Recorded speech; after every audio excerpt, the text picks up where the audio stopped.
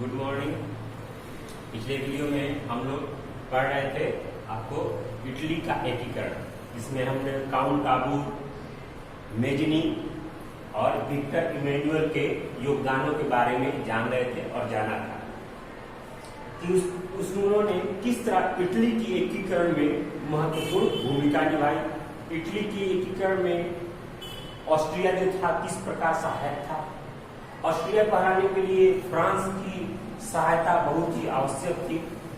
तो इन सारी समस्याओं को हम लोग पिछले वीडियो में देखा। धीरे धीरे काउंट काबूल और मेजनी के प्रयासों से धीरे धीरे इटली का एकीकरण शुरू हो चुका था, या इटली का एकीकरण अग्रसर था, यानी अब अपने निर्णायक मोड़ पर पहुंच रहा था।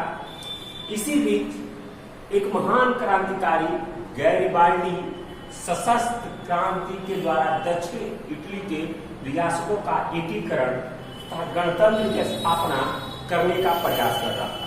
यानी दक्षिण इटली में जो था गैरिबाल्डी नामक एक महान क्रांतिकारी था, जो रियासतों जो छोटी छोटी रियासतें थी दक्षिण इटली में उसका एकीकरण और गणतंत्र वहां स्थापित करने के लिए प्रयास कर रहा था। गैरिबाल्डी चूंकि पेशे से एक नाविक था, एक नाव चलाने वाला था, लेकिन फिर भी उसके पास वो सोच थी, वो राष्ट्रीयता की भावना थी, जिसके चलते उसने दक्षिण इटली में कई छोटे छोटे रियासतों का एकीकरण और वहां गणतंत्र की स्थापना करने का प्रयास कर रहा था। गैरिबाल्डी जो था वो मेजनी के विचारों के समर्थक था। वो मेजनी के विचार के द्वारा अपना एकीकरण का प्रयास कर रहा था। हालांकि काबूल जो था काउंट काबूल उससे उसकी पटती नहीं थी, या उसके विचार का वो मिलता जुलता नहीं था। लेकिन काउंट काबूल जो था वो गैरिबाल्डी के दक्षिण इटली में जो प्रयास किए जा रहे थे उससे वो खुश था, उससे वो ठीक था, जिसके कारण काउंट काबूल था वो गैरिबाल्डी का पक्षधर हो गया था, यानी उसके पक्ष में सोचने लगता, क्योंकि गैरिबाल्डी एकीकरण का काम कर रहा था। गैरिबाल्डी ने अपने कर्मचारियों, जो भी कर्मचारी थे नाविकों में, और स्वयं सेवक जो थे, स्वयं सेवक संघ या संस्था जो था उसका, उन लोगों को मिलाकर एक सशस्त्र सेना बनाई थी उसने। और उसने अपने सैनिकों को लेकर इटली के प्रांत सिसिली तथा नेपल्स पर आक्रमण किए। जो दक्षिण इटली में सिसिली थे और नेपल्स नामक छोटी छोटी रियासतें थी, उन पर उन्होंने आक्रमण किया। इन रियासतों का अधिकांश जनता बुर्बो राजवंश के शासनकाल से पीड़ित थी, उसके निरंकुश शासनकाल से पीड़ित होकर उब चुकी थी, और तंग होकर वहां की जनता ने गैरिबाल्डी को अपना नेता चुना, या गैरिबाल्डी की समर्थक बन गई। पूरी नेपल्स और सिसिली जो क्षेत्र थे, वहां की जनता जो तंग आ चुकी थी बुर्बो राजवंश के शासन के चलते, उन्होंने गैरिबाल्डी को समर्थन प्राप्त किया, गैरिबाल्डी के समर्थन में आ गए। गैरिबाल्डी ने वहां गणतंत्र की स्थापना की और विक्टर इमैनुअल के प्रतिनिधि के रूप में वहां की सत्ता संभाली। यानी विक्टर इमैनुअल जो था वहां प्रधानमंत्री का, उसके संरक्षण में ही वहां की सत्ता संभाली। वस्तुतः काबूल के विचार गैरिबाल्डी से नहीं मिलते थे, परंतु काबूल ने उनसे दक्षिण जो अभियान था, काबूल के विचार उससे नहीं मिलते थे, लेकिन काबूल दक्षिण क्षेत्र जो था, तो गैरिबाल्डी के दक्षिण क्षेत्र के अभियानों को देखकर काउंट काबूल ने दक्षिण इटली का जो कमान था वो गैरिबाल्डी को सौंपा कि आप इस क्षेत्र का एकीकरण कीजिए। 1862 ईस्वी में गैरिबाल्डी ने रोम पर आक्रमण की योजना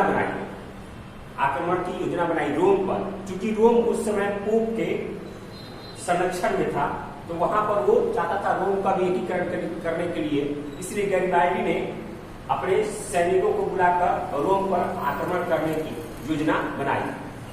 तब जो काउंट काबूल था उसने गैरिबाल्डी की इस योजना का विरोध किया, और इस चलते गैरिबाल्डी ने क्या किया, रोम पर आक्रमण करने का फैसला त्याग दिया। जब काउंट काबूल के साथ गैरिबाल्डी की मिलन हुआ, जब वो मिले, तो उसने गैरिबाल्डी ने रोम पर आक्रमण करने का ख्याल छोड़ दिया। दक्षिण क्षेत्र का जो था वो उसका शासक बनने के लिए विक्टर इमैनुअल द्वारा गैरिबाल्डी को दिया गया कि आप दक्षिण क्षेत्र का शासन कीजिए। लेकिन गैरिबाल्डी जो था एक अच्छा नेता था, एक अच्छा सोच का समर्थक था। उसने वो गद्दी त्याग कर वो अपना एक किसान का जीवन जीना चाहता था, वो किसान का जीवन जीना चाहता था। यही कारण है कि पूरे भारतीय स्वतंत्रता संग्राम में गैरिबाल्डी के जो विचार थे उसको खूब फैलाया गया भारतीय स्वतंत्रता संग्राम में। और यहाँ के जो लाला लाजपत राय थे उन्होंने गैरिबाल्डी की जीवनी भी लिखी थी। हमारे यहाँ जो लाला लाजपत राय थे उन्होंने गैरिबाल्डी की जीवनी भी लिखी थी, क्योंकि भारतीय स्वतंत्रता संग्राम में उसकी जीवनी को खूब प्रचार किया गया था, उसके कारनामों के प्रचार किया गया था, उसकी सोच को प्रचार किया था, उसकी राष्ट्रीयता को प्रचार किया गया था। इसी बीच 1862 ईस्वी में दुर्भाग्यवश काउंट काबूल की मृत्यु हो गई और इस तरह पूरे इटली का एकीकरण काउंट काबूल नहीं देख पाया। 1862 में काउंट काबूल की मृत्यु हो गई और इटली का एकीकरण वो नहीं देख पाया। सन 1870-71 में फ्रांस और प्रसा के बीच युद्ध छिड़ गया। फ्रांस और प्रसा के बीच युद्ध छिड़ गया, जिसके कारण फ्रांस को पोप को संरक्षण देना संभव नहीं था। जब फ्रांस और प्रसा के बीच युद्ध छिड़ा तो पोप को जो संरक्षण मिलता था फ्रांस के द्वारा वो संभव नहीं हो पाया। इसमें क्या किया, पोप ने अपने वेटिकन सिटी के अपने महल में उन्होंने अपने आप को कैद कर लिया, जो पोप थे। इसी बीच विक्टर इमैनुअल ने इस बात का फायदा उठाकर रोम में जो पोप का महल था उसको छोड़कर बाकी सारी इटली का उसने एकीकरण कर दिया और एक नई व्यवस्था वहां कायम की। और जो बाकी रोम था पोप का महल छोड़कर उसको विक्टर इमैनुअल ने अपनी राजधानी बनाई। लेकिन इसी बीच अंततः मुसोलिनी की भी इसमें काफी योगदान था। मुसोलिनी द्वारा ये सारा निदान हुआ जब उसने पोप के साथ समझौता कर वेटिकन की स्थिति को भी स्वीकार कर लिया। यानी जब मुसोलिनी आया तो उसने पोप के साथ समझौता किया और वेटिकन सिटी को भी इटली में मिला लिया और पूरे इटली का एकीकरण सन 1871 का पूरे इटली का एकीकरण हो चुका था। यानी पूरा इटली एक राष्ट्र के रूप में मैप पे आ चुका था, एक राष्ट्र के रूप में उसका निर्माण हो चुका था, एक गणतंत्र की वहां स्थापना हो चुकी थी। तो 1871 में पूरे इटली का एकीकरण मेजनी, काउंट काबू, गैरिबाल्डी, मुसोलिनी आदि नेताओं के चलते वहां की एकीकरण हो पाई।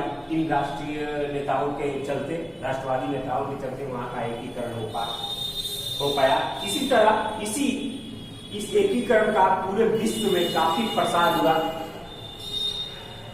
और इन सभी घटनाओं को जो नेता थे उसके पीछे राष्ट्रवादी गुण होना संभव था।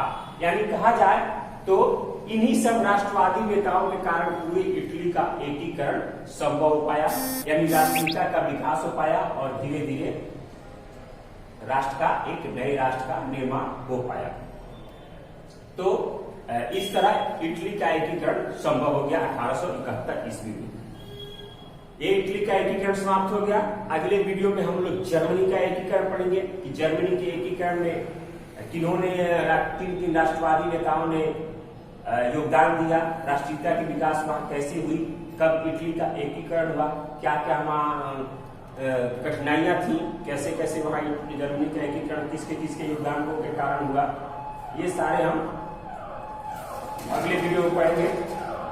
इस वीडियो में आपको यहीं तक इटली का एकीकरण बहुत ही इंपॉर्टेंट टॉपिक है। इसमें आपको क्वेश्चन इटली के एकीकरण से दिया होगा, उस क्वेश्चन को आप जरूर मेरा वीडियो देखकर या किताब की सहायता लेकर अपने नोटबुक में लिखें और उसको ध्यान से पढ़ें।